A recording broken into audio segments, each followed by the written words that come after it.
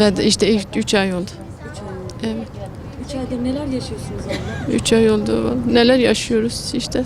Çocuklarımızı arıyoruz. Huzurumuz kalmadı. Yuvamız yıkıldı. Evim yıkıldı. Çocuklarımızı istiyoruz. İşte 2 aydır biz Diyarbakır'dayız.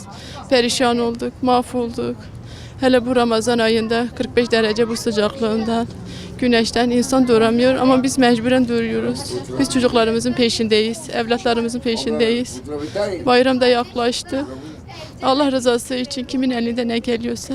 Ama bizimle ilgilen tek Sayın Başbakan'dan başka kimse bizimle ilgilenmiyor. Allah razı olsun. Öbür yetkililere de sesleniyoruz. MHP'den, CHP'den, BDP'den sesleniyoruz. Allah rızası için. Elini taşın altına koysunlar, bize destek çıksınlar. Bayramdan önce çocuklarımızı serbest bıraksınlar. Çifte bayram yapmayı biz istiyoruz. Çocuklarımızı istiyoruz. Öbür çocuklarımız da perişan oldu. Sürekli ağlıyorlar, bağırıyorlar. Anne gel bizi de unuttun. Vedat gitti sen bizi de unuttun gel. İşte bayram da geldi. Bayram üstleri alacağım bize. Ama maalesef olmadı hiçbir şey. Yetkililere son olarak ne söylemek istiyorsunuz? Yetkililere Allah rızası için bize destek çıksınlar.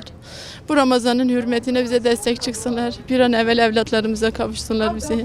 Biz çocuklarımızı istiyoruz. Bize destek çıksınlar. Bütün yetkililere, herkese biz burada sesleniyoruz.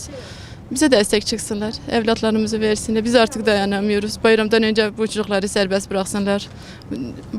Çifte bayram yapalım çocuklarla. Vedat gel oğlum. İşte bayram yaklaştı. Ben geçen bayramda sana gömlek almıştım Vedat. Gel yine sana gömlek alacağım oğlum. Kim elimi öpecek oğlum? Seni kandırdılar daha götürdüler oğlum gel. Sen beni mahvettin, babanı mahvettin. Biz üzülüyoruz. Kardeşlerin üzülüyor oğlum gel. Yuvam yıkıldı, evim yıkıldı. Gel ben artık dayanamıyorum. Gel oğlum. Kimse sana karışamaz oğlum. Gel oğlum pişman ol gel oğlum. Kimse sana elgen olamaz gel oğlum. Ben seni çok özledim oğlum gel.